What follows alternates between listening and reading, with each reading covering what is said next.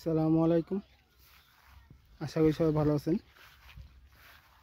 আমার সরিষা ক্ষেত, সরিষা বুনছিলাম এখানে 2 বিঘা জমির উপর। তো প্রথম যে সার দেওয়ার ওই সারটা দিছিলাম আমি। এখন দ্বিতীয় ইউরিয়া সারটা দেওয়া বাকি। ইউরিয়া সারটা অর্ধেক দিছিলাম, আজকে বাকি অর্ধেক দিব। তাই সার নিচ্ছি, গুলো করে নিয়ে সার ছিটামো।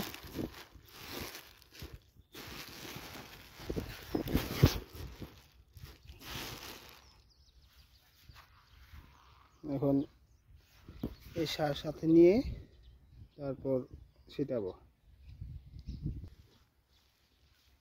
এখন যাচ্ছি সার নিয়ে, এখানে সোজা যাবো, ওদিক দিয়ে আসবো।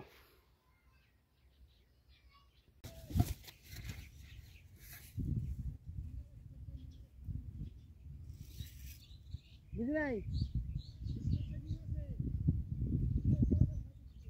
আচ্ছা।